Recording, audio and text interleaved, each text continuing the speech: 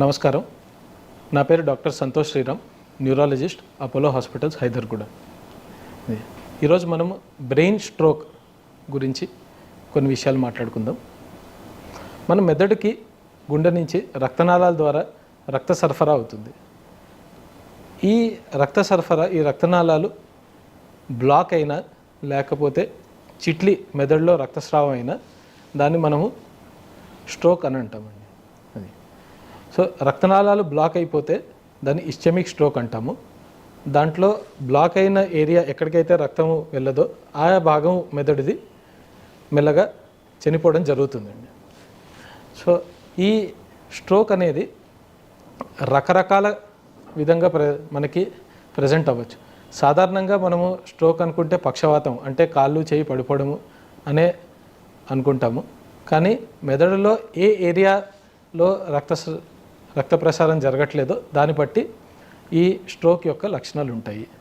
మాట తడబడ్డము, కాళ్ళు చెయ్యి కదలకపోవడం, కాళ్ళు చెయ్యి యొక్క బలం తగ్గిపోవడము, లేదా ఒకవైపు చూపు కనిపించకపోవడము, సడన్గా మనకి తిరిగినట్టు అనిపించడము, ఇవి కూడా స్ట్రోక్ యొక్క లక్షణాలు అయి ఉండొచ్చు.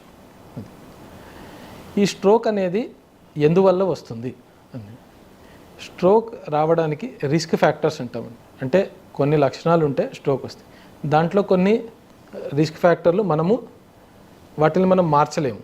అంటే వయసు పెరిగేటప్పటికి స్ట్రోక్ వచ్చే ఛాన్స్ ఎక్కువ ఉంటుంది. అది సో మగవారికి స్ట్రోక్ ఎక్కువ వచ్చే ఛాన్స్ ఉంటుంది.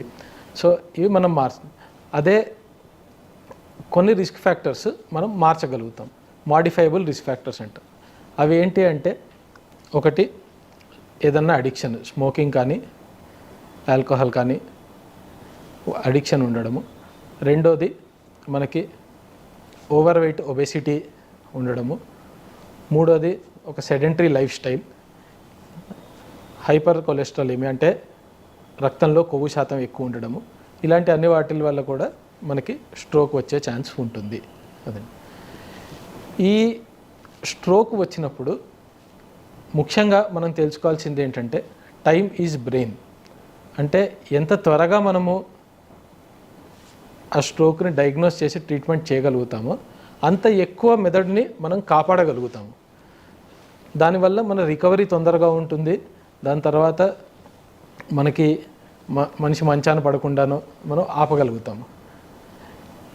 ఎవరికన్నా పక్షవాతం వస్తే దగ్గరలో ఉన్న హాస్పిటల్కి వెంటనే వెళ్ళాలండి.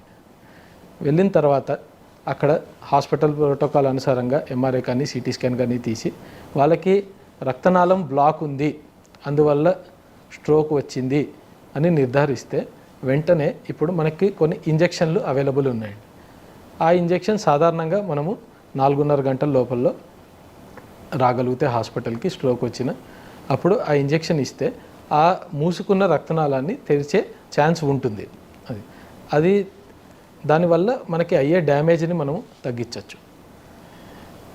కొన్ని సందర్భాల్లో పెద్ద రక్తనాళాలు కానీ మూసుకొని ఉంటే మనము థ్రాంబెక్టమీ అనేది కూడా చేయొచ్చు. అది కేసు బట్టి నిర్ధారిస్తారు. థ్రాంబెక్టమీ అంటే మనము ఒక వైర్ కానీ పాస్ చేసి రక్తనాళాల ద్వారా మెదడులో బ్లాక్ అయిన రక్తనాళాల్లో ఉన్న క్లాట్ని మనము తీయడం అనేది చేయొచ్చు.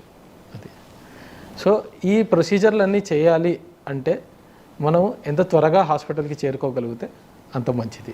మనం ఇప్పుడు ఈ స్ట్రోక్ అనేది రక్తనాళము బ్లాక్ అవడం వల్ల లేదా రక్తనాళం చిట్లడం వల్ల రావచ్చు అనుకున్నాం. ఈ రక్తనాళం ఎందువల్ల బ్లాక్ అవుతుంది? ఈ రక్తనాళాల్లో స్వతహాగా అథెరోస్క్లెరోసిస్ అంటే అక్కడ కాల్షియము ఇంకా కొవ్వు చేరి మెల్లగా అదొక పూడికలాగా తయారయ్యి అది రక్తనాళాలని బ్లాక్ చేస్తుంది. అది అందువల్ల కొలెస్ట్రాల్ అనేది, దాని తర్వాత మన బరువు అనేది కంట్రోల్ చేసుకోవడం చాలా ఇంపార్టెంట్. రెండోది గుండె ప్రాబ్లం ఉన్నవాళ్ళు, అంటే గుండె లయ తప్పి కొట్టుకోవడము, దాన్ని అరిథిమియా అంటారు. అది లేకపోతే గుండె వాల్వ్ ప్రాబ్లం ఉన్నవాళ్ళు, వాల్వ్ మార్పిడులు చేయించుకున్న వాళ్ళు, వాళ్ళకి కూడా రక్తము గడ్డకట్టి ఆ గడ్డకట్టిన భాగము గుండెలోంచి రక్తనాళాల ద్వారా బ్రెయిన్లో వెళ్ళి స్ట్రోక్ వచ్చే ప్రమాదం ఉంటుంది. సో ఇలాంటి వాళ్ళు చాలా జాగ్రత్తగా ఉండాలి. వాళ్ళు రక్తం పల్చిపడే మందులు ఏవైతే ఉంటాయో అవి తప్పనిసరిగా వేసుకోవాలి అండ్ రెగ్యులర్గా వాళ్ళు మానిటర్ చేసుకుంటూ ఉండాలి. ఒకవేళ స్ట్రోక్ వచ్చింది, గమనించలేకపోయారు, హాస్పిటల్కి వెళ్ళడానికి లేట్ అయిపోయింది కొన్ని అనివార్య కారణాల వల్ల అనుకుంటే అప్పుడు కూడా మనము బాధపడాల్సింది, టెన్షన్ పడాల్సింది లేదు. రక్తం పలచబడే బిళ్ళలు, దాని తర్వాత కొవ్వుని కంట్రోల్ చేసే బిళ్ళల ద్వారా మనము ఇస్టమిక్ స్ట్రోక్ని మేనేజ్ చేస్తామండి. అది దాని తర్వాత స్ట్రోక్ వచ్చిన తర్వాత ఫిజియోథెరపీ, స్పీచ్ థెరపీ అనేవి చేసుకొని మెల్లగా రికవరీ అనేది అయ్యే ఛాన్సెస్ ఉంటాయి. అది కొన్ని సందర్భాల్లో మనం చూస్తుంటాము ఈ కాలంలో చాలా తక్కువ వయసులో వాళ్ళకు కూడా స్ట్రోక్స్ వస్తున్నాయి.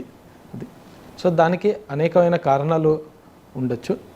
సో వయస్సుకి సంబంధం లేకుండా ఇంతకుముందు అనుకున్న లక్షణాలు ఎవరికన్నా కనిపిస్తే మాత్రము ఈ వయసులో నాకు స్ట్రోక్ ఏంటి అనుకోకుండా హాస్పిటల్కి త్వరగా చేరుకుంటే మనము పేషెంట్కి చాలా చేయవచ్చు.